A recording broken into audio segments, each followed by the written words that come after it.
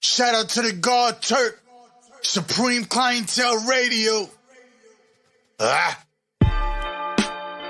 Diablo, SR the General, full blast the beat God. Graff Champs, yeah, Graff Champs, Graff Champs, yeah, Graff Champs. Shout out the Graff Champs. Shout out the Graff Champs. Shout out the Graff Champs. Shout out the Graff Champs. Welcome, tune in to Graff Champs. We appreciate the love and support for all the Graff Champs. The most amazing and iconic artists out here smashing it from the train yards to the rooftops to the storefronts, highways catching wreck. SR the General, he be going crazy, bro, from his Instagram account, Supreme Clientele Radio. Interviewing all the icons, the ones that led the way. Salute to all the fallen legends, the ones that set the stage. Moment of silence, let us remember those. Peace. Whether they family or they will friend the flow. Hate them or love them, let's show them some respect. Major contribution in hip-hop, Graff Champs to the death. Ready and willing, never scared to fry. Never. Chancing the odds of getting up, prepared to rise.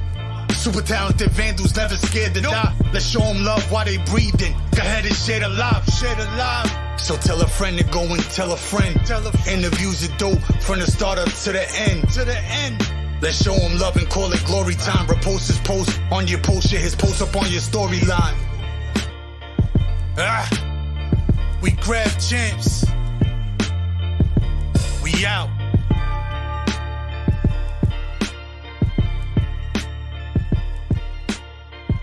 Here we go. SP1.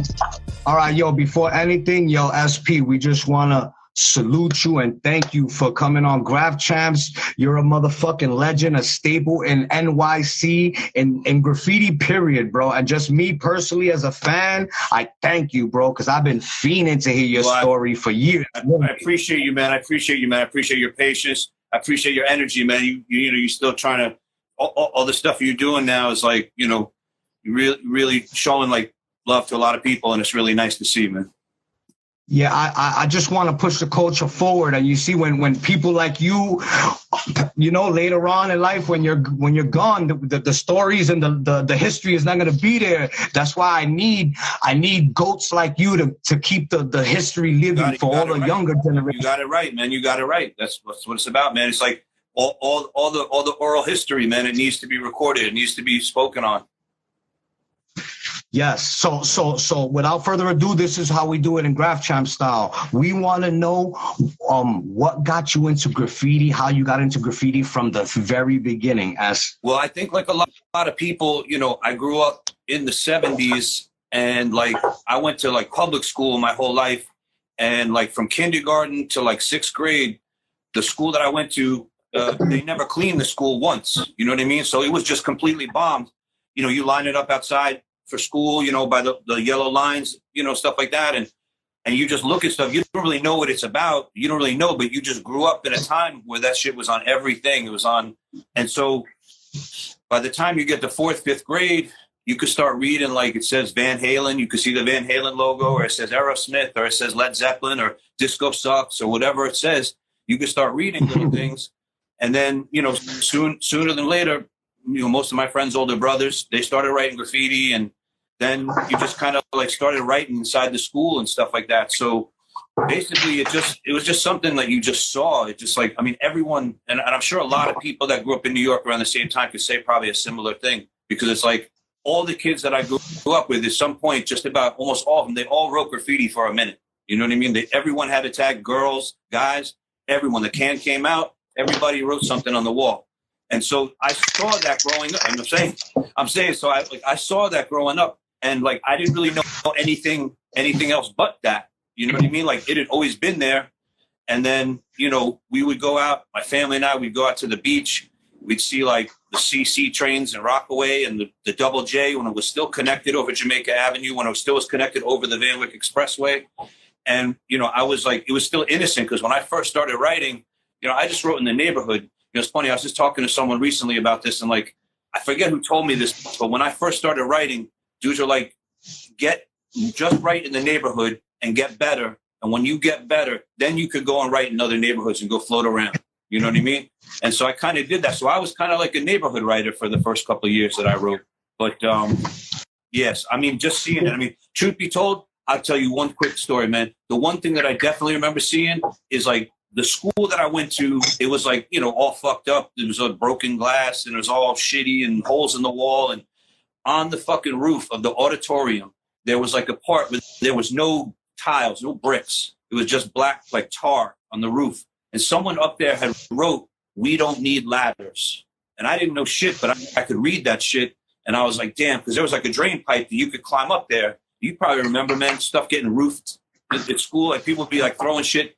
And so sometimes we would go there and the custodian would come onto the roof and he'd grab all the fucking Frisbees and super pinkies and tennis balls and all that shit and throw them down to all his kids. And I saw that one time and I just never forgot it. And like, I didn't start writing at that moment, but that was like the first graffiti I remember being like, I could read this shit. And like, it just was like, wow, just, in a weird way, when you look back, of course, you know, we get older, we romanticize about this shit a bit, but it's like when I think back to it, it's like, damn, it's like, that was kind of like a dare. You know what I mean? It was like a challenge. You know what I mean? I didn't really realize it to the full extent at the time, but that shit, when I think about it now, shit is like kind of crazy powerful. And that's what's, you know, that's what's cool about everyone's experience. You know what I mean? Because everybody got their own experience like that. That's like, you know, their friend on the block or their older brother or something. And that's what got them started. So what year was this around? Technically, the first year I ever wrote on a wall was 1981. And the first year I ever wrote on a train, albeit it was with a fucking El Marco, it was 1982. So it was around that time. Wow. So let me ask you a question. All right, so now it's always been there. So it's a part of you growing up in your neighborhood. Yep, it's just a part of you, just you being there. Yep. Was there a point in time where you started when you started really writing and said, you know what, now I'm gonna take this shit serious. Like I want to like do something with this. I think, you know, like ever since I could, you know, when I was a little kid, ever since I could hold a crayon, I always was drawing and stuff like that. And my parents were creative. And so I kind of kept that tradition and stuff like that. So by the time we started, you know, doodling and scribbling our names on walls and shit, like, as I said, like everybody wrote at one point. And then even the older dudes in our neighborhood that like wrote on trains in like the late 70s and the 70s, they didn't really get up a lot, you know, but they hit trains and they definitely hit stuff. But I think when we started writing, we definitely, there's definitely a handful of people that, like I said, quit. And then a bunch of us kind of kept it going and we're like, yo, we're not going to let it go, you know? What about tag wise? Was SP your first tag ever? Or? No. I mean, it's funny. I was telling this story to someone today. It's like, and these dudes was fucking with us. It was like, as I said, it was like my friends' older brothers that wrote, and we would play football with them, and they'd beat up, you know, they would fucking rough houses and shit like that. And so we would always be asking them, like, yo, tell us about graffiti and this and that. And they were like, yo, and back then, and this is like, I don't want to say it's a Brooklyn, Queens thing, but back in 1979, 1980, even before I started writing, it's like, it seemed like 2-letter names were like real popular. Like 2-letter names was like the thing. And so these dudes told us, they said, yo, we picked the 5th letter in our first name and the 5th letter in our last name. And we just picked a number. And that's how we came up with our name. And now, like I said, these dudes are probably fucking with us. I asked a lot of people. No one's ever heard of that. You know what I mean? Like no one's been like, oh yeah, they told me the same shit. So, but truth be told, I did that. So my first name was OR. And then I wrote OR 22. But that was like, you know, like again, that was like I wrote on my school. Like that never really made it that far. Then after that, I was checking out like Heavy Metal magazine, and there was a character in there named Den, and he was dope. He was fucking. So I wrote Den, but then there was a more established writer already in Queens that wrote Den. So I couldn't write that. And then whatever. Long story short, I seen this movie. There was a character in it named Spanky, so I started writing Spanky. And that shit was just too long, you know what I mean? But like for a minute, I wrote that shit. And then I was like, damn, this is too long. I can't write it. So I shortened it to Spy. But like back then, every neighborhood had a dude that wrote Spy. You know what I'm saying? Or like Star. You know, there was like a bunch of names that like kind of every neighborhood. So like, damn, I can't write Spy. So I just shortened it to SP. And it wasn't even like an acronym for anything. It was just, you know, SP ONE. It was really, I guess, short for Spanky initially. You know what I mean? But that name kind of drifted back real quick, you know? Wow, yeah. What about throwy wise? Because me personally, you're like in my top 5 dopest throwies. Appreciate that, man, because there's a lot of good people who do throw ups out there.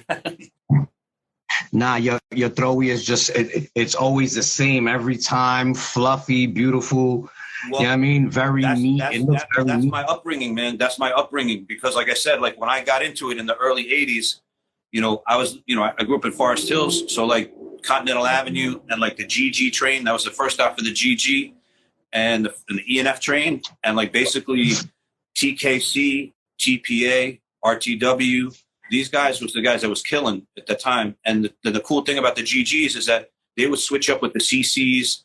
And so of course, I wish I took more pictures of the shit back then, but when we would just look, they would sweep out the GG train in Continental Avenue. We would like try and take tags, we'd motion bomb to the next station and stuff like that. But I remember just like kind of studying those trains, and like they would have hand styles because, like I said, they switch up with the CCs. So they'd be parked at Rockaway, they'd be parked at 180th Street. They'd be parked, you know, in all these different places. They'd be parked in, you know, the Queens Boulevard. And so they have all these different crazy hand styles. So it's like between looking at all the crazy hand styles that were on the inside of those trains and all these dudes doing crazy fill-ins, because back then, like the E's and F's was getting buffed so hard, dudes was like, we're just doing dusty fill-ins, man. We're going for max, you know?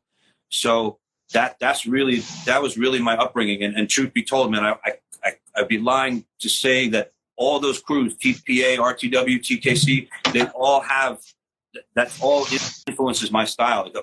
I feel like there's a part of all that in my style. Like that's what I kind of absorbed from that shit.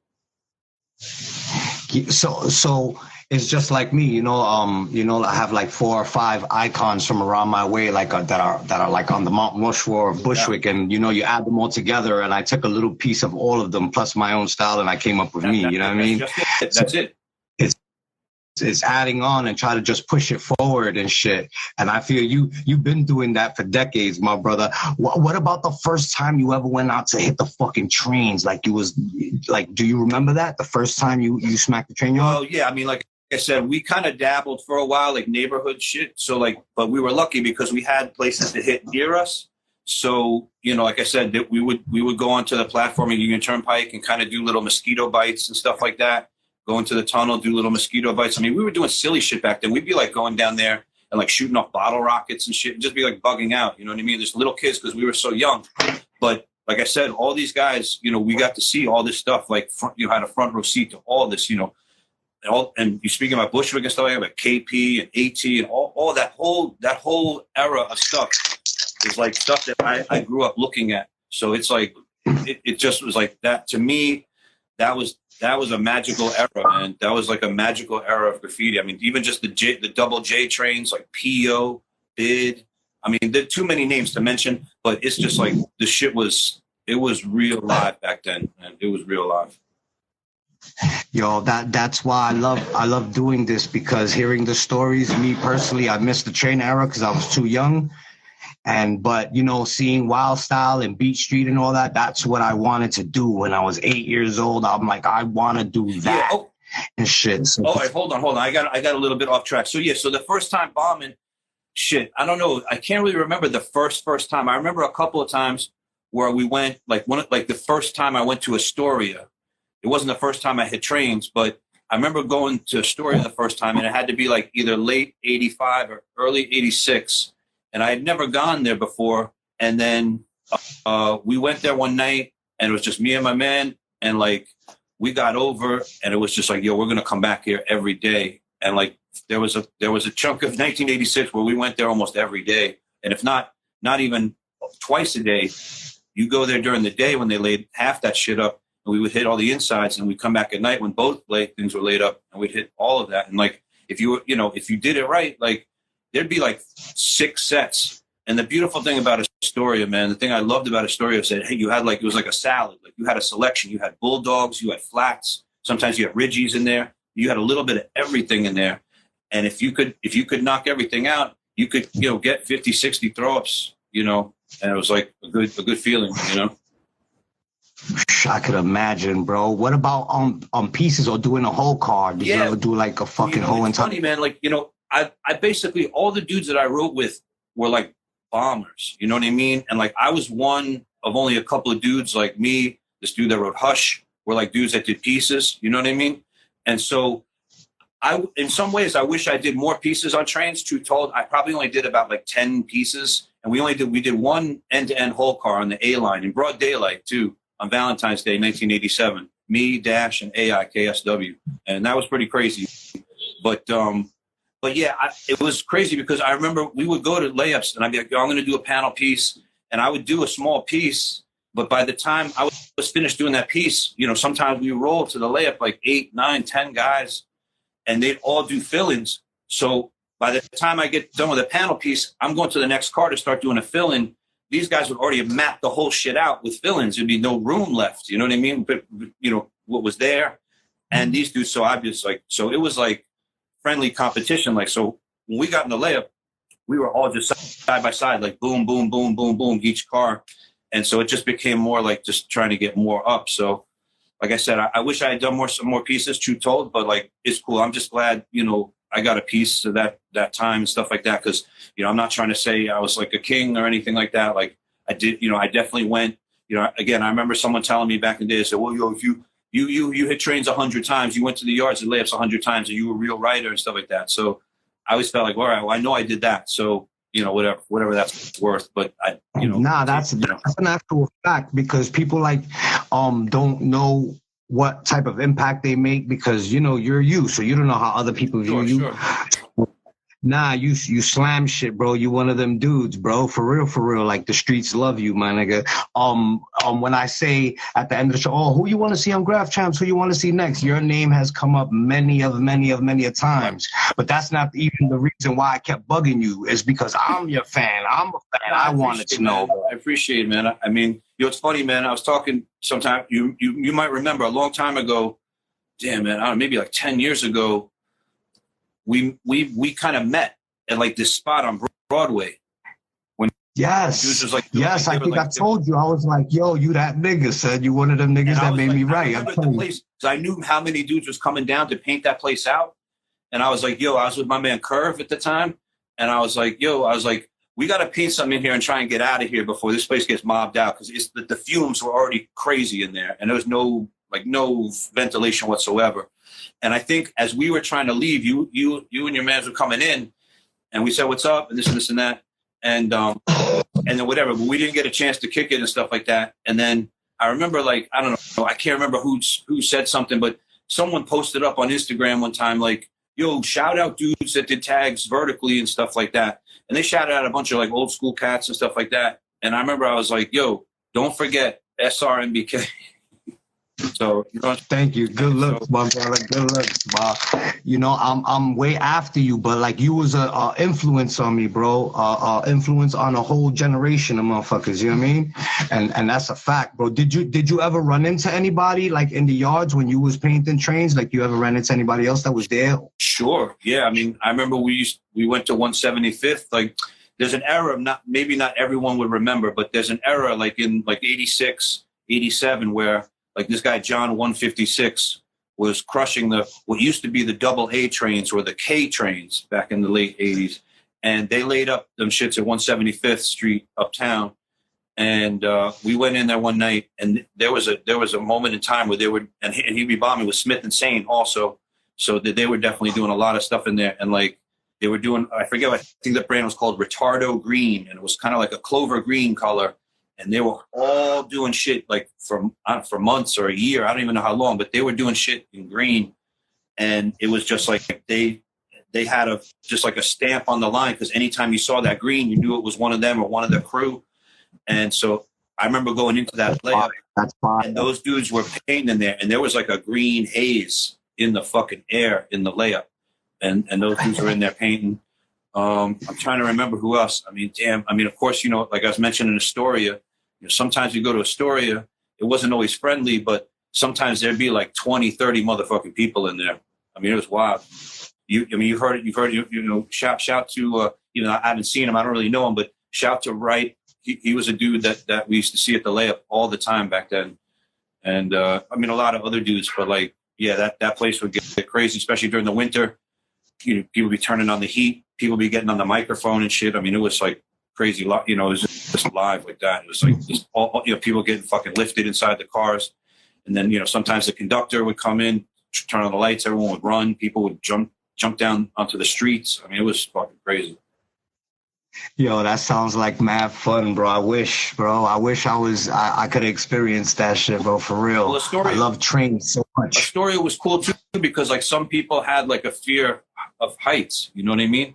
So that like, I think some people were like, yo, I'm happy going into a yard. I'm not really going up on those tracks. And understandably so, man, because this shit was sketchy as fuck. I mean, they have all that, they have more reinforcement that like, whatever that hard yellow stuff that they have up there now. But back then it was literally like, you know, putting your foot through like a broken plank and stuff. It was beat up. So let me ask you a question. What about like if you're going on a bombing mission, right? You're going to hit a certain fucking layup and then you're creeping and you see like fucking 20 motherfuckers. You're not just gonna go and be like, hey, what up? And, you know, because you could get robbed for your paint and all that shit, right? Nah, I mean, yo, true told, man, I'll keep it real, man. Like we went like when early on, like in 85, like was like, I think maybe the first place I ever did a throw up on a train was in the M yard. And like me and a couple of my friends went in there, and back then there'd be mobs of dudes hanging out by there, by the oval, by the baseball field there. And so we went in there a couple of times, and it was like we didn't like wreck the place, but we did like, you know, we did like hit a bunch of cars, and then we're like, yo, let's bounce and just like let's be safe with it. And then we came back one time, and there was like 40 motherfuckers there, man. And so like, you know, they luckily, I mean, whatever. I don't want to mention names because I know a lot of people is not with us anymore, and you know, stuff like that. But like, you know, dudes definitely tried to like stress us and stuff like that, and they were stressing my man. And then I saw some people in the crowd that I knew, and so at the end of the day, they were like, "Yo, you could come in the yard, but your people can't come in the yard." And so I was like, "Well, I'm going to stick it out with my, you know, my people, stuff like that." So luckily, nothing really bad, nothing happened that night. I mean, maybe a couple of cans were taken for some people. I don't want to say that it wasn't, but you know, it was just like sometimes. But this the shit though is that, you know, we had gone there a couple of times, so we felt comfortable. And we came up through like the freight, like we walked up that hill from like the freight tracks and like rolled up literally and like behind these dudes. You know what I mean? So like they were all like, yo, where the fuck these guys coming from? And so like, you know, luckily we started to make a little bit of noise back then because they were like, what do you guys write? And so we told them, and like it would just happen to be like we had just hit 8th Street, like we had just like bombed the shit out of 8th Street, like maybe I don't know, the weekend before or something like that, with like just fat cat tags and shit. Like back then, 8th Street was like that was a big spot, you know, especially coming from Queens, you know, like 8th Street, you know, Union Square, you know, by the Cube, all that shit, man, was like to hit those spots were a big deal. So they were like, oh yeah, we heard of you, whatever, but like I said, they didn't want to let my boys in, so. We had to take the L that night, you know. Yeah, I get that's the way it is sometimes. Did you ever go to like the writer's bench? No, that was, you mean up in 149th Street? No, that was before you? Before my time. I mean, basically what happened is that I went to high school, like the first year of music and art, like LaGuardia High School opened up was 1984. So I started going there in 1984. So that kind of exposed me to a whole new shit. Because like I said, my whole education on trains was like the E's, the F's, the J's, GG's, the Zeppelin train, basically anything that rolled through Queens.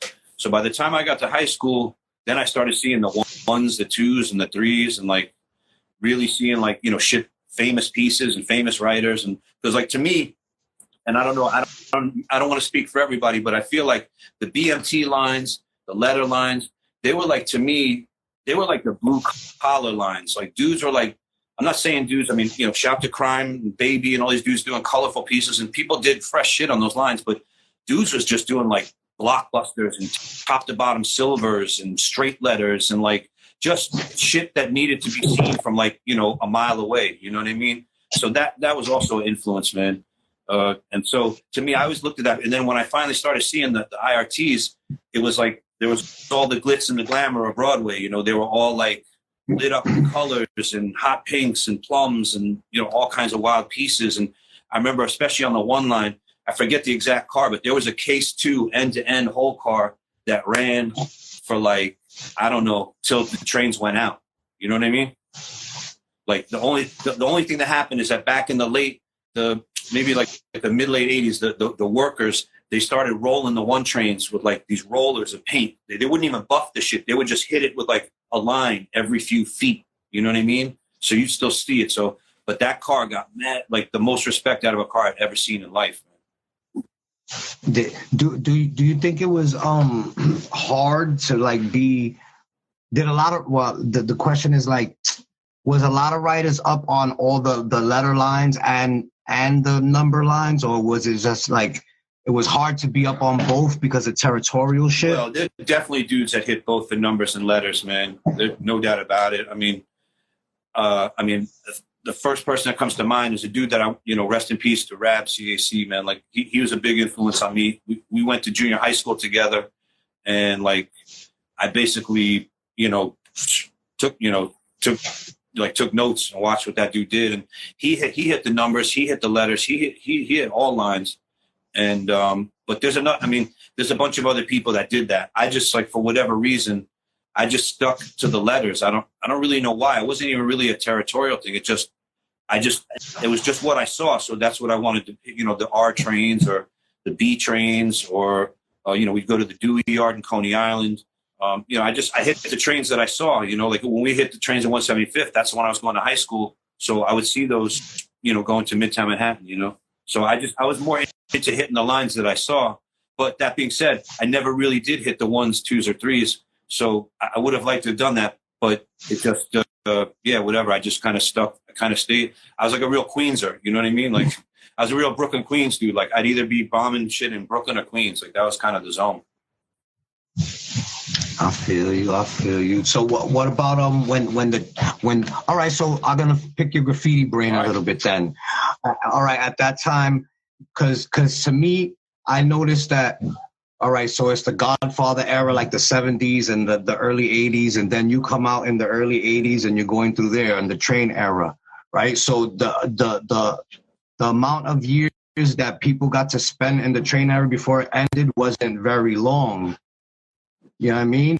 Who is the best? Who's your favorite train riders when you was in the game, like heavy? Wow. Well, like I said, before I started painting, or when I was like involved in it, like. Nah, when you was involved in it and you was out there doing your shit and you were just seeing niggas like, oh shit, these niggas, this nigga right here is that nigga. Like I said, like the seeing the 1, 2, and 3 lines was a real eye opener, man. Because like I mentioned John 1 before, there was like Flight, TDS, there was Rack 7. There was a bunch of dudes doing pieces on the 1 lines that really kind of got my nose open. But I have to say though, I think to me, and I know this is a lot for a lot of people, especially from this kind of era, one of the most influential writers, and one of the, I don't want to say he's underrated, because the people that know, they rate him high, but like Mitch 77 was a writer from the Bronx, right? And when I was real young, I would go to Yankee games, and he had a piece that I know a lot of people know that was off the platform by Yankee Stadium there on one of the billboards. And it was one of the most incredible pieces that like I'd ever seen. And to be honest with you, if you saw this piece today, it would still hang with what's going on today. Like this piece was that advanced. And so Mitch 77, is definitely up there. I mean, it's hard to say, like, it's like this. I could answer this question like 100 different ways. You know what I mean? Like there's so many people, because back then you just absorbed all this shit. I mean, like I said, I guess that is the one train that I did see. That was the one IRT that I saw early on. I guess that's true, because my dad and I, we would go to Yankee games when I was real young, and I saw the 4 train. So then when I started seeing the 4 train, and we were going when the Yankees kind of sucked, like, 1981, 82, they weren't that good. And so I would be like, we would go, like my friend would come with me, who also rode with me, one of the first guys I rode with. And we would just be like, yeah, we're going to go to the bathroom. And then we would disappear for like an hour and go by where the escalators were and just bench the trains. And with my shitty little 110 camera with the wrong speed film, I try and take pictures of like, Band 2, Delhi 167 shit, Mitch, and like there was just like a fucking disc, the dude that wrote Disco. Like all these dudes had pieces on the trains back then that was like just crazy shit, man. And so I became a fan of all that shit. And even just going into the Bronx, there was other writers like G-Man and BS 119. these guys were all city, like when I first started writing, these guys were up in, I mean, like they were up at Rockaway to Mount Vernon. Like they had tags everywhere. So those dudes, like I always, like G-Man, like I said, G-Man and BS 119, a couple of writers from Queens, this dude that was so fine, and Mia. These dudes, man, it's like you don't hear about these dudes a lot, but they, you know, like we said, like there's certain people that you grew up with that you remember, you know, that really had an effect on you. Do you got photo albums of old school trains and shit like that? I do. I mean, like, unfortunately, like I said, I wasn't taking pictures because, you know, I think part of like what I said earlier, like, you know, we just grew up, graffiti was always there. So there wasn't really an idea of like it was going to go away. You know what I mean? So I started taking pictures like when we would go to the Yankee games, and that was probably like 80, 81, 82. The pictures aren't that great. So I do have some pictures, and I have some pictures of the Double J, like I said, when it was still going over the Van Wyck Expressway, of like Lookout Crew, you know, PO, AB, PG, like all that stuff. And so it's like that's all stuff, you know, Tour, all the TD4 stuff, Crazy Riders, NIF, all that stuff, man. I saw all that stuff, like, you know, like I said, front row to all that. So I wish I had taken more pictures. I'm glad I took the pictures. And then as far as when I started, because like I said, I was a neighborhood writer for a couple of years. So like I didn't really start writing on trains more heavy till like 85. And then that's when I finally started to realize I should take some pictures. But even then, I was only taking pictures of like me and my crew. You know what I mean? I wasn't really like, yo, I should flick these pieces. I was just taking pictures of me and my friends, you know? So I'm happy to have those pictures today. But like I said, I wish I took more pictures because, you know, I saw so much shit. I see pictures today and I'm like, oh, I saw that live. I remember that. Oh, I remember, that Arabian web car. Oh, shit, I saw that live. I remember that. You know, so it's like I do have that memory, which is cool. And it's cool that all these stuff reflects. So I think in a weird way, like in the 90s, I started to like whatever, make a long story short, I was walking along and I saw an open hatch. It was like to a layup. And I just fucking went in, and I went in there. And this is like in like the mid 90s. I just went in and I ended up taking pictures in there for like 4 hours. All the shit in the tunnel, all the shit in the layout, all the shit in the walls. And then I got kind of hooked on that shit, man. And I felt like, oh man, I was like, okay, now I'm going to compensate for all the time I didn't take flicks. And so then I started, you know, me and this dude EB TKC, who I was a fan of growing up. We linked later in life, became good friends, and we ended up doing a lot of tunnel dwelling and a lot of documenting, some filming even. And so I started just flicking mad shit. And even then I started in the 90s, luckily, you know, Greenpoint, East New York, all these places still had old graphs still living on the streets. Now it's like pretty hard. You know, you got to knock a building down to see some old shit run. But yeah, so I still, man, to be honest with you, man, I was in East New York day before yesterday, man. I was trying to find pictures of shit. There's some old shit. And even when I was in my old neighborhood, I found some pictures on the Interborough or the Jackie Robinson of some tags of me and that dude Hush had on a pole. It's probably been there since 85. I didn't even realize that she was still there. I was in traffic. I looked up. I was like, oh, shit. Pulled off. Just luckily, I was like, this shit was in a fenced area. Luckily, there was a hole in the fence. Just walked in, snapped it off. I was just like, yo. So anytime there's old shit, I'm always down to take flicks of it, man. I'm one of the things during the fucking height of the pandemic that was like, you know, a positive thing is that it gave me the time to organize all my shit, my photos, my negatives, stuff like that. So in the coming years, this year and next year, I'm going to be coming out with some books and zines and magazines and like, you know, books and shit like that. So I'm about to come out with a bunch of shit. So all this stuff, I kind of held a lot of the flicks to myself. You know what I mean? I mean, I've shared a lot of the photos because obviously, you know, Instagram is like, I tell a lot of people, I'm like, God damn, like, you know, people that are not graffiti writers, I'm like, Instagram was like tailor-made for graffiti. Like, it's like, so dudes can't, it's like, you can't help themselves. You know what I mean? Like, so, but yeah, so there's definitely going to be more stuff coming out with the photos and shit that I've taken over the years. Nah, that's dope, bro. We need shit like that, like they said, to keep the shit moving forward so kids could see what it was, you know what I mean?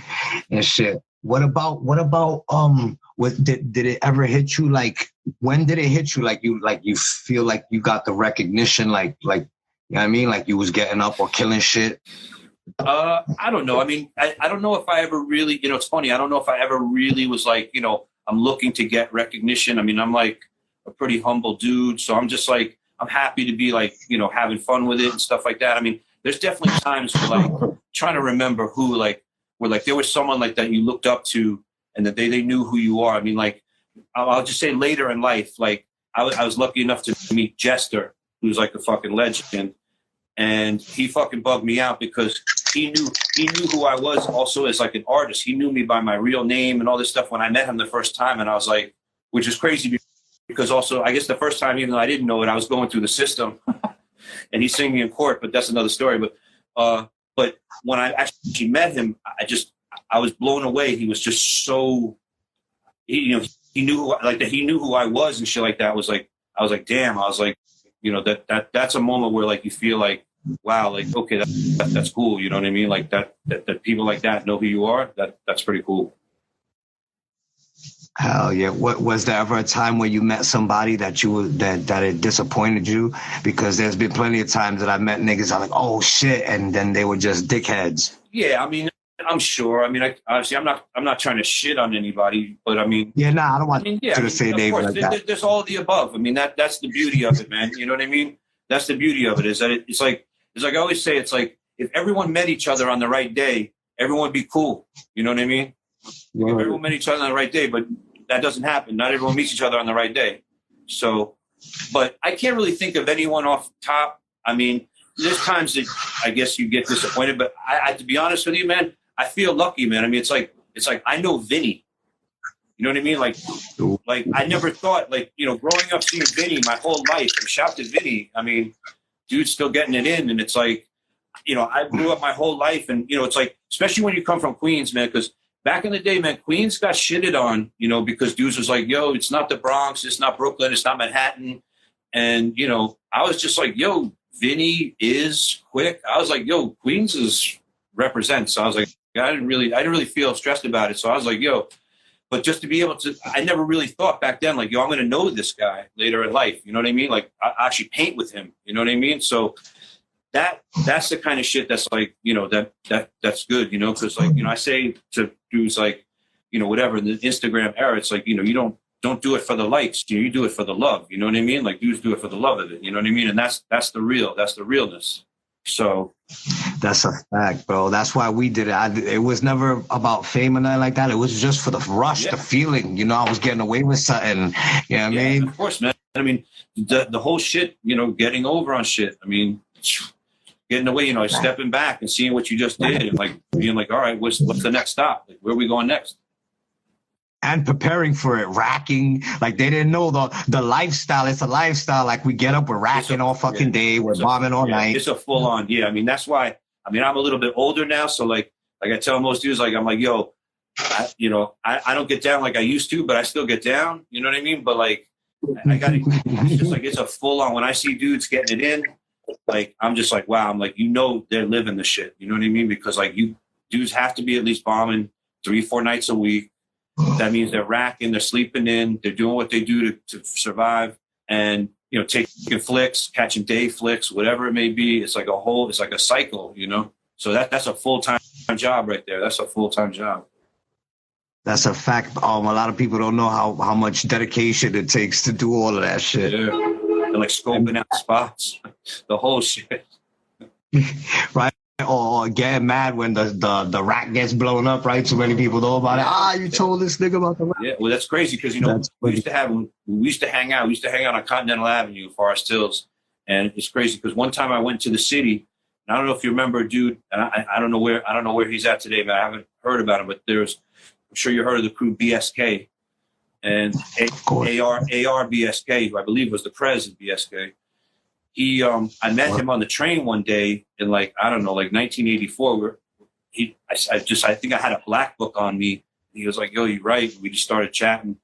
And he threw me down with BSK, but like I didn't really hang with those dudes. So, but I definitely threw it up a handful of times early on.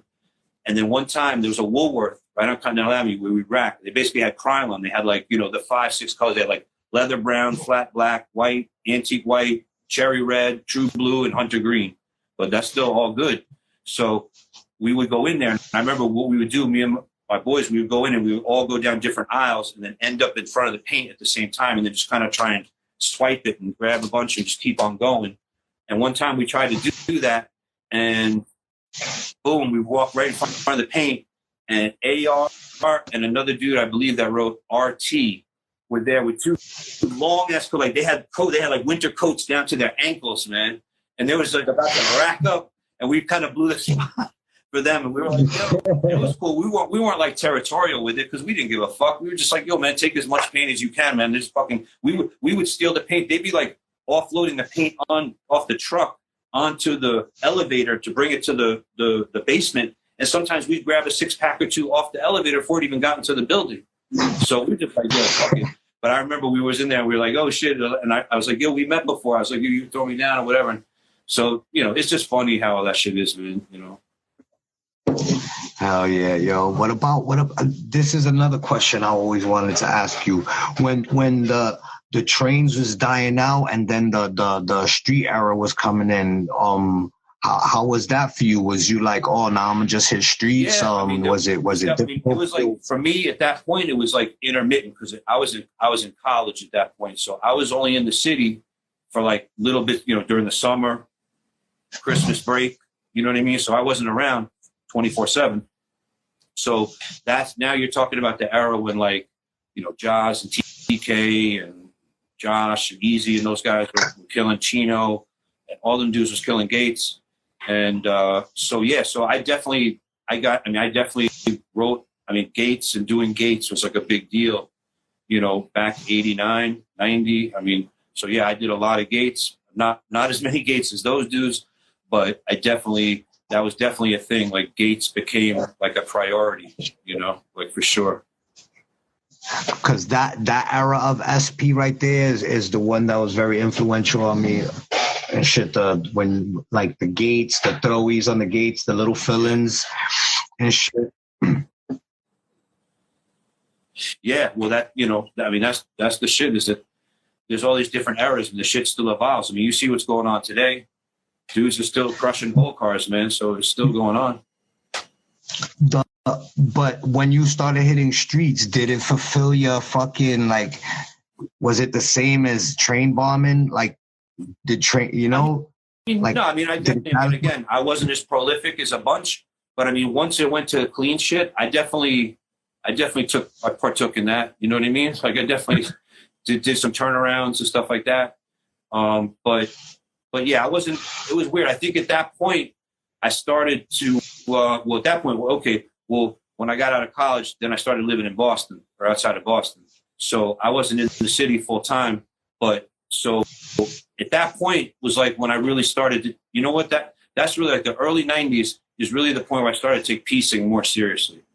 I started to do, because all the dudes, when I started hanging out with these guys in Boston, they were about peace, they were about bombing, but they were also about piecing. And so I was like, all right, I'm going to start piecing more. Because like I said, all the dudes I grew up with were bombers. So we mostly bombed together, and I would knock out a piece here and there. You know what I mean? So once I finally got to there, I was like, okay, these dudes want to do full-on productions. And, you know, I'm sure you remember in the early 90s and all that stuff, it was all about like productions and pieces under trestles and tracks and like off the train lines and stuff like that. So they're part of the parking lots of Soho. You know, that was like a whole thing. So, you know, but yeah, that's definitely took piecing a bit more seriously. So you said they used to bomb with Hush? 100%. Hush, because I remember in Videograph, Hush, he had a lot of a couple of pieces and shit and stuff like that, like Hush, Dash. Yeah, those are all my partners at one point or another in the beginning. We all used to go together.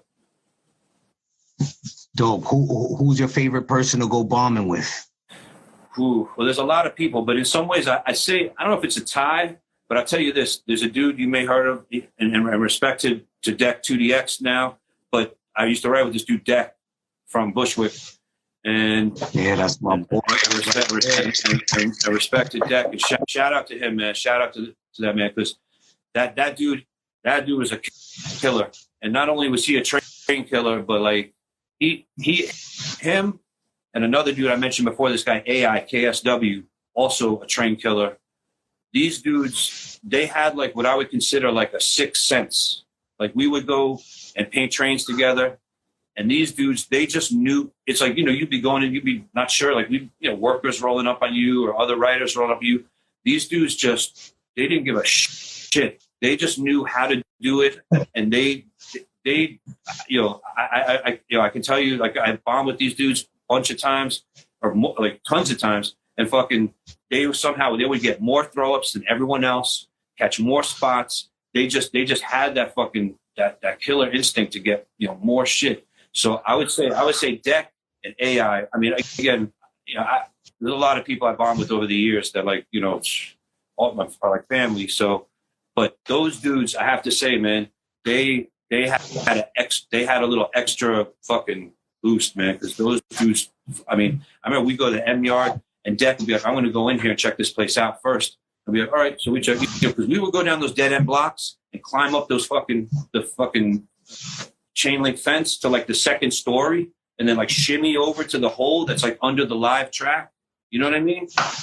And so we would go up there, and then we'd all hide under the live track, and he would go in there, and like 10 minutes later, I'd see him. He'd be on the roof of the building, looking down all the aisles. Be like, yo, he's on the fucking roof.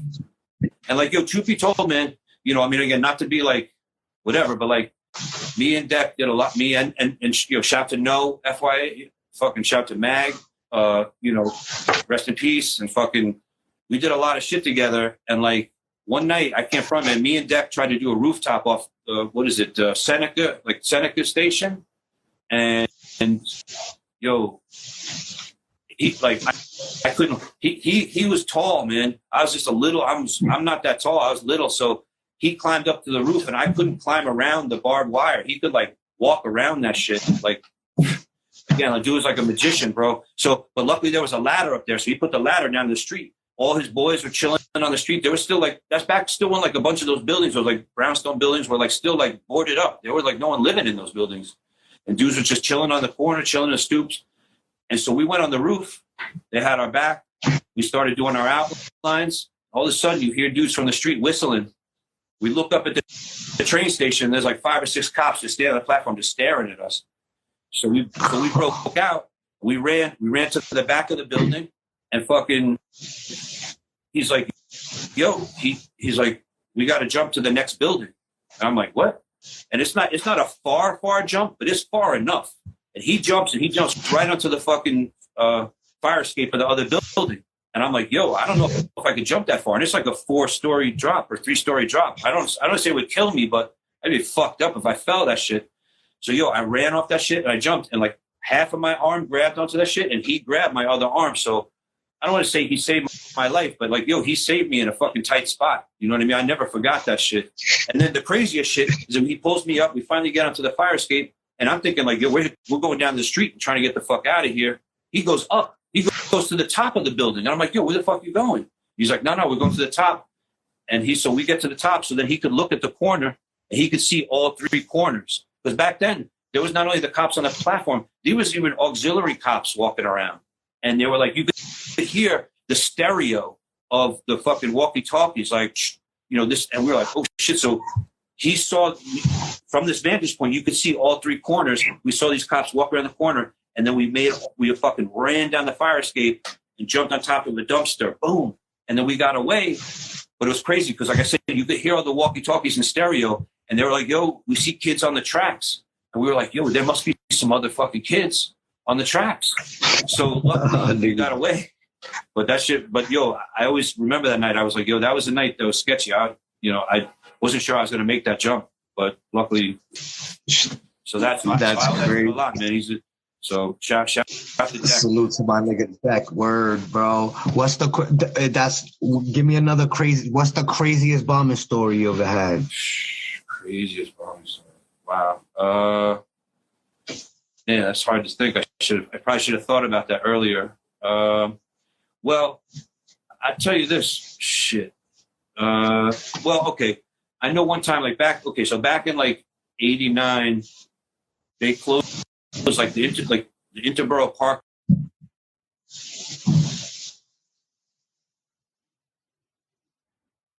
And I think it was 1989.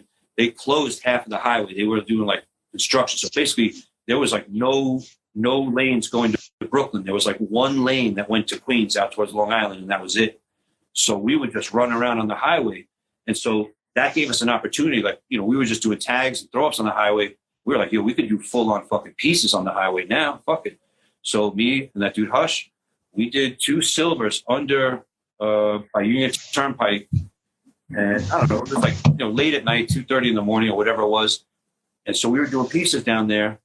And the way it's set up there, it's like a curve. So like you can't really see us until like you come right into the curve, and then then you see us. And so basically there was just one lane, and they just had like those median, the barriers there. And like all of a sudden we're painting and a car comes by and we're not paying attention. Like only if someone stops, so we're worried about it. We're not stressing nobody. And all of a sudden I hear like some screeching sound, and the car careens up against the fucking median and lands on its side, like right in the center of the highway. And I'm like, oh shit. I run over. There's like 3 generations of a family. There's like young girls, there's like a woman, there's like a grandmother. They're all climbing out of the car, and they're all speaking Spanish. I can't speak Spanish. So I'm trying to be like, yo, are you okay? Is everyone okay? And they're like yelling, because I'm thinking like they saw us writing and they probably weren't paying attention, and they just drove up on the thing and fucking flipped the car. So long story short, I'm talking and everyone sees, because they're all mad. They're all yelling at me, man. So they're like, mother, and I don't understand a fucking word of it. And I'm just like, damn. But I was like, all right, I guess everyone's all right. So then I'm like, yo, we got to get the fuck out of here. And I look, and like I said, it's in a curve, so you can't really see around that bend until you get right up on it. And I'm like, oh shit, there's other cars coming.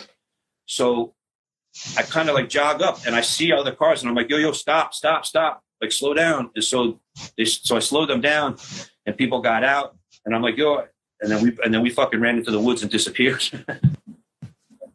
But I don't know. There's other stories. I mean, there's a lot of crazy highway stories, man. Like D-Techs trying to roll up on us on highways and trying to pull into the bushes, and you know, having to run into oncoming traffic, and you know, so that shit was normal. Because I mean, highways was like, especially coming from Queens, man. Highways was a big fucking deal, man. We tried to crush highways as much as possible, man. So you like highways better than streets? Highways were fun because you could do pieces, you could do fill-ins, and sometimes it was easier because, you know, you just dip into the woods, and you pop out, you know, you're on the fucking highway. I mean, not just, you know, again, you know, same thing with the Interborough. I mean, we would hit walls on the Interborough, and one time I almost got clipped by a car mirror. So, you know, it definitely, you know, there's some spots that are iller than others, because we would definitely try and walk down to the spots that were right on the highway too. Like there's some dope spots on highways that are set back a little bit. You don't have to worry about shit as much. And then there were times we like, you know, trying to hit the middle. Like I remember a big deal. I mean, you know, rest in peace to Per.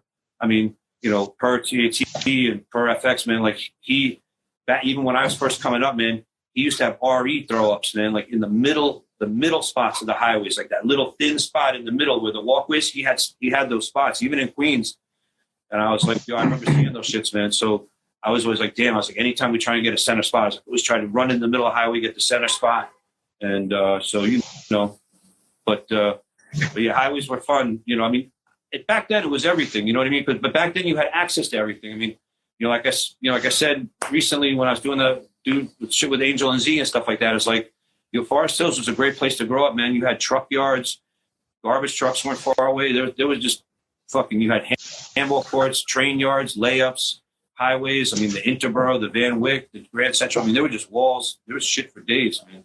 So tunnels. Oh, the garbage trucks. Garbage trucks. A lot of people don't bring up the garbage trucks. Yo, dude, Dessa. Dessa. That's a fact. Salute to my nigga back. Yeah, man. And TKA too. TKA and JRC had garbage trucks. Yes, all those dudes. That's a fact. So what about what era you think was better, man? The 80s or the 90s? Well, I mean, I think both eras are kind of dope. I mean, it's funny. I'm working on a project now. Like, you know, I used to do this magazine in the 90s, right?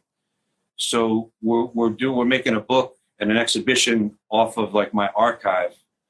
And so the 90s is like real important because that's like, you know, New York had already had an established graffiti scene, and, you know, like Philly had an established scene, and California had an established graffiti scene, and Chicago, but other cities and other countries, graffiti was really starting to take shape. You know what I mean? Like it was starting to become a thing. So the 90s is real important as far as like for the internet, and people connecting through the mail. And, you know, the whole idea of like, and you know how it is, man. You could go anywhere, man. You could go to anywhere in the world and fucking hook up with some dudes and probably get arrested or get in trouble within 24 hours. You know what I mean? Like easy. You know, or not, you know what I'm saying? I mean, I'm kidding. But like, I'm just saying, like, you could go anywhere in the world now. You could link up with dudes. And that's an amazing thing, man. And that kind of started, I feel like, in the 90s. But for me, I mean, I grew up in the 80s. I mean, like, I saw bubble letters and stuff in the 70s, but I didn't write back then. So to me, the 80s is always going to be like the golden era for me. And like, you know, because what I saw, like, I just feel like, and even looking at the pictures now or looking back, it's like, to me, I feel like, you know, the early 70s are like its own thing. So like 71 or 72 to 76, that's like its own fucking magic on its own. Like that's its own thing. But I feel like when dudes like Part and like the TMT guys and all these other dudes that started developing crazy styles and stuff like that, then like I would say like 78 to 82 for me is just like the most magical fucking era of this whole shit. Because it's like, when you look at a letter, like someone wrote like a letter back in like, you know, the early 20th century, like the fucking penmanship is like impeccable. It's like this incredible penmanship. I feel like that's what everyone had in the late 70s and early 80s, man. People's hand styles were just, it was so good. Like people just had such fucking good hand styles, throw-ups, but this shit was still developing too, you know?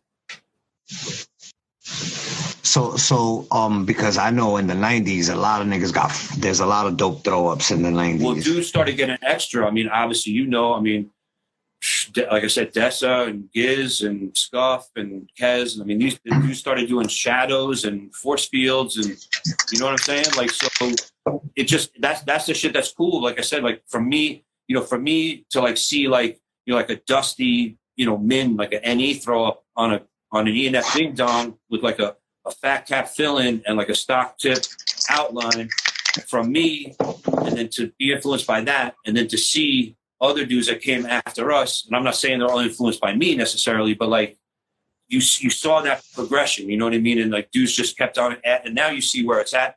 Motherfuckers are walking around on ladders doing throw-ups like 4 or 5 stories tall. You know what I mean? So it's still evolving, you know what I mean? It's like I look at shit today and I'm just like, dudes is going wild. You know what I mean? Like dudes like, how big can I do a fill-in? How much of this roof can I paint? It's like it's crazy.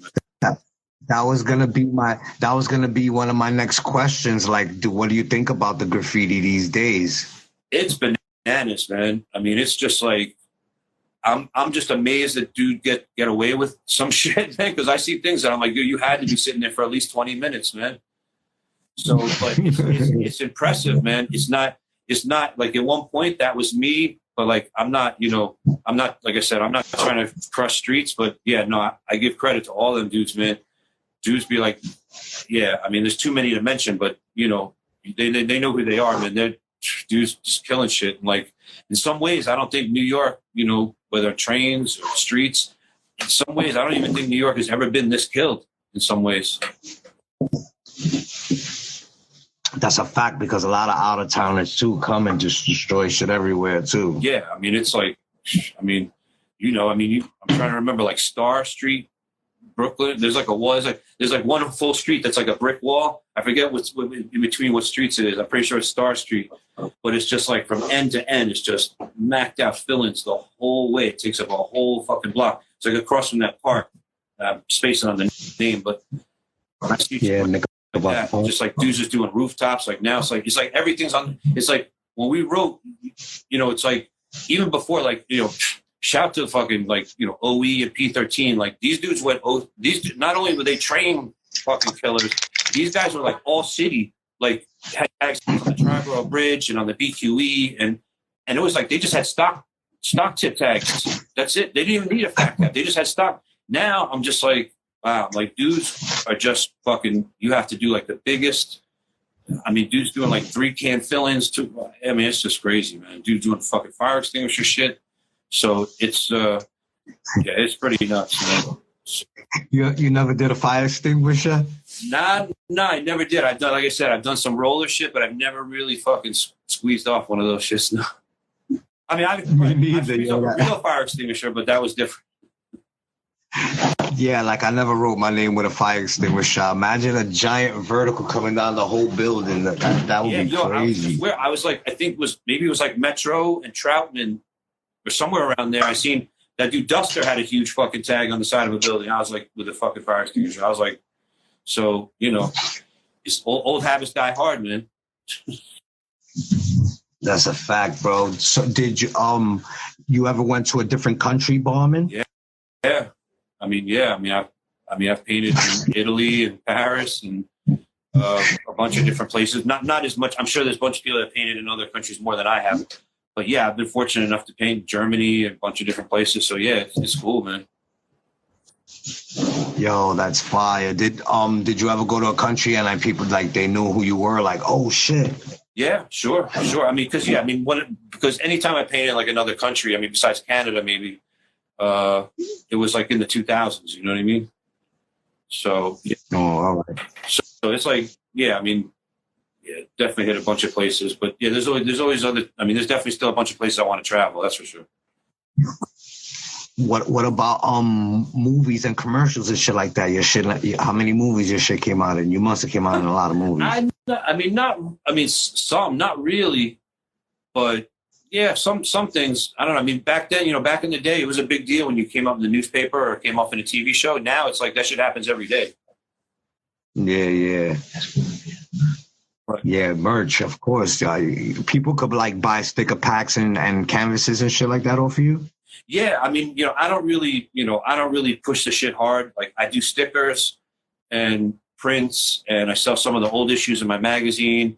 And I, you know, when I do some editions, I'm working on a bunch of projects now, where a bunch of stuff is, you know, going to be coming out later this year and early in 2024.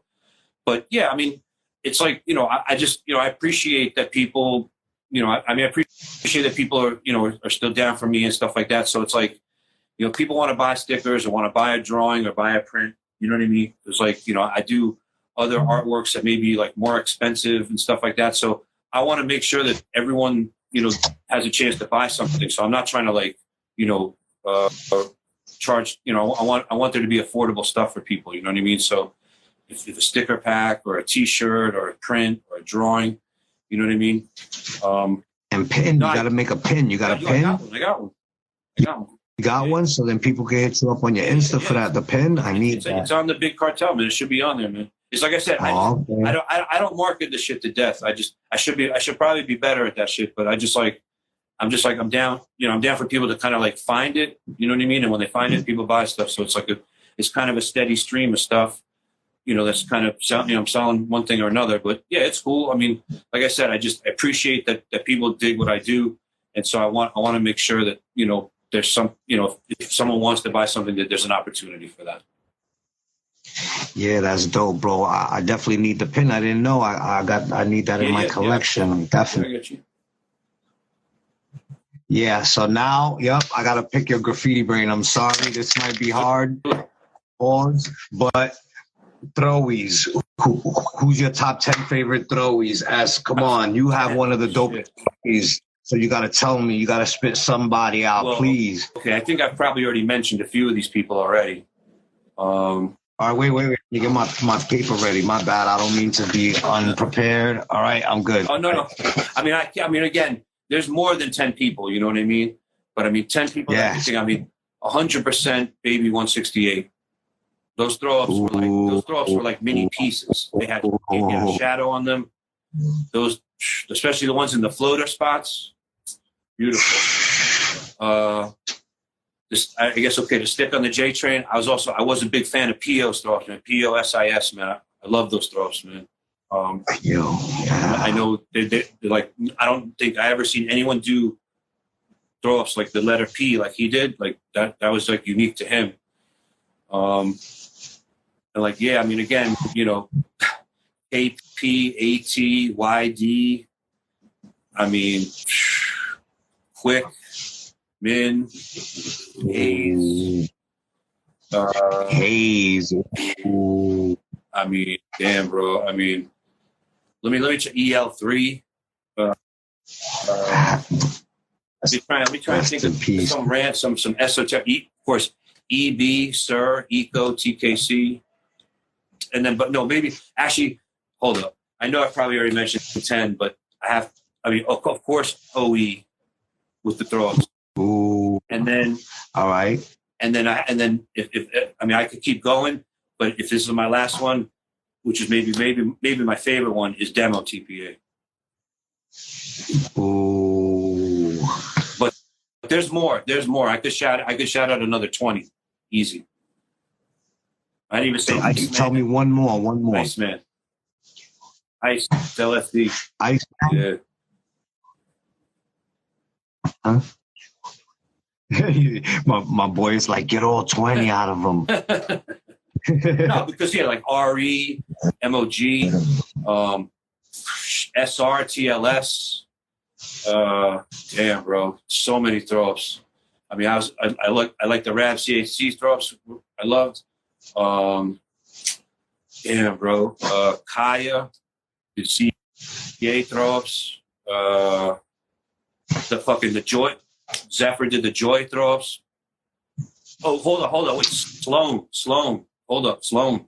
Ooh, Sloan throws. TPA. Give me up now, because I'm going to forget somebody, man, and I don't want to forget nobody. Now I'm trying to like get everybody out there. Sloan. He's underrated. No, Sloan's throw-ups are legit. Those shits are original as fuck. Damn, who else? Yeah, maybe I should just leave it at there, because if I start trying to trip, man, Go 4. I mean, I don't know, like mad dudes, like. Nah, you already set up crazy. Just the first one you said, Baby 168. I'm happy you said that, because he don't get a lot of recognition that he deserves. He bombed, yo. I mean, I know he's known for pieces, but these dudes bombed like a lot. Of course, That's a fact. PG throw-ups too. I mean, obviously.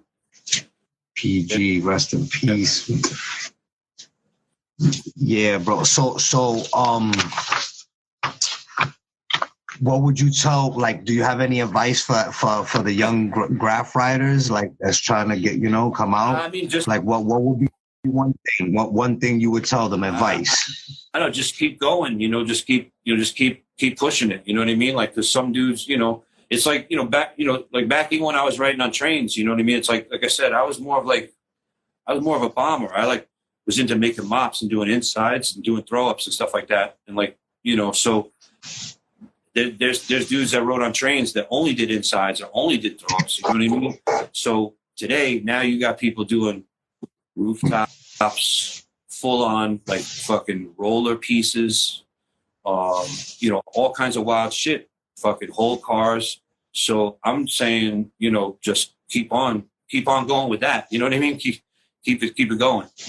That's really the only advice, because I'm not, it's easy for like the old dudes to be like, yo, you graffiti guys, this and this and that. And it's like, I see a lot of old school guys kind of like hating on new school dudes, or being like, oh, that's not the way you do it, or this and this and that. And it's like, yo, man, it's like everyone has their time. You know what I mean? Like for me, like, even though I've been writing a long time, and like, but for me, like say on the trains, like for me, writing on the subways, like it was really just like 85 to 88 was really like my window, you know what I mean? So it's not a big window, but like, to me, that's some part of, I feel like some of the time I got up either, not just on trains, but trucks and highways and all that shit. I feel like that's when I was up the most, probably like 1988 was probably like the best year for me. So I just, like I said, this kids just keep pushing it forward. It's cool to see people, who respect kind of like the old school style in certain ways, like throw-ups and stuff like that. So that's the kind of shit I dig seeing, Yo, when you rock the throwies, it's so dope because you don't need a shadow. That's that's a time where I was trying to rock a shadow or force fields or whatever. But it's funny because I see like there's a picture of me and Deck actually that no FYA took of us doing throw-ups, and like I even forgot I was doing kind of like a force field around my shit, and like again it was a throw-up completely inspired by like Quick RTW, because he used to draw faces in his cues, and so I started drawing faces in my P's and stuff like that, and he would draw like little fucking antennas and little crazy shit, so then he was a big influence in doing throw-ups and stuff like that, and made throw-ups doing made them fun. Yeah, throw-ups is crazy essential, bro. That's fucking me on the Ghost. The Ghost. Ghost. Can't forget that, man. I mean, I know I'm probably forgetting other dudes, man, but I can't forget that one. Yeah, definitely. Sure. Yeah. Ghost, definitely. He's one of my top. Them GHs are just so iconic, crazy. But yeah, Walter dudes put in so much work. It's like you can't, even if you was trying not to like him, you can't not like him. You know what I'm saying? Like you can't do it. But you can't. If you do, that's your problem. You know. Yeah, you was talking about him before. Smith. Smith is one of my favorites. Also, Smith is very dope. Yeah, man.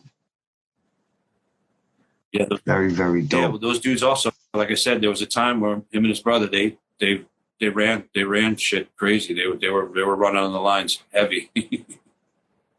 So when did you start slowing down? What was the years that you started slowing down? I think the first time was probably around 2005, because I remember there's like I have like this going thing, like I have to do a throw up, at least one throw up every year, like with a date in it, like at least one. Of course, I would exceed that, but in 2005, I remember for whatever reason, I didn't really do that much graft, and it came towards the end of the year, and I was like December something, and I was like, oh shit, I gotta do a bunch of fillings. So I did a bunch of fillings, but it was just towards the end of the year. So, and then I don't know, I'd say like recently, man, I don't know, like in the last 10 years, maybe it's like kind of slowed down. Like I just I got work and a bunch of other stuff going on. So, but like I said, I try and squeeze the shit in whenever I can. I mean, I was fortunate enough. I did like maybe beginning of last year, I did a piece with Zephyr, some steel. That was nice. You know what I mean? So that was definitely something, a high point of last year. But yeah, I try and squeeze it in whenever. I mean, but like, yeah, it just gets littler and littler, as time goes on. And I think also too, like, yeah, just whatever, just life shit, gets in the way. Yeah. So at the end of the day, it's just life. It's okay, because like I said, I mean, like I was saying, these other dudes, like for me at my stage, like I said, man, enough respect to all the dudes that are crushing shit out there, man. And I love to see it, man. But like for me, I like kind of seeing like rare shit. You know what I mean? Like I like to come up across like, oh shit, this dude don't have that many tags running. Like he just did a tag. Like I seen this, sometimes you see like an old school guy just pop out. Like you see like a Boots 119 tag somewhere and you'd be like, oh shit. Like, I like seeing shit like that. It's like, he's not, up everywhere like dudes is killing today. But when you see it a couple places, you're like, yeah, that's good. Definitely get me hyped. Like, just when I see like any old school, just like Fib, Trap, yeah, whoever, you know what I'm saying? Yeah. I mean, those dudes. All of those. Yeah, I mean, we definitely painted during the same era, and those dudes crush shit. Yeah, my top dudes is always Easy Jaws and Josh 5. Those, you know what I'm saying? They're the blueprint for me. I thought they were up so much. Like in my era when I was growing up, I thought they were from my neighborhood. Yeah. They were up everywhere. Well, that's why that shit is so impressive. Because when you're hitting trains, you go to one spot, you go to a yard, you go to a layup, you hit all them trains and they move around. Now, when the trains are taking out the mix, you had to troop through those neighborhoods. You know what I mean? So like what you're saying, like you'd be like, yo, I thought these guys were from here. They had shit so unlocked. So it's like that's impressive shit, man. That's a moment. That whole era is a moment in graffiti, New York graffiti for sure. That's a fact, bro. And so you said that you're coming out, in the near future with like mags and all of that, right? Yeah, well, a book about kind of the '90s, like the magazine era, about that whole time. That's dope, bro. I can't wait. I'm gonna be waiting on that. Pretty chunky, man. It's gonna be pretty chunky, man. Dope, man. So do you have any last things anything you want to say before we jump off of this, bro? Well, just appreciate you and what you're doing, man, and thank you. And again, thank you for your patience. And yeah, man, just keep on keeping on, man. Nah, man, I thank you, bro, for coming on. Yo, this was a super treat. I know you're a busy dude, and just I didn't mean to keep bothering you, but I had to try to make it happen, bro. It's all good, man. It's all good. All right, so let me ask you a question. This is the last question. As a fan of graffiti, the way I am, Who, if you could see anybody on Graff Champs, who would you like to see? Mitch 77.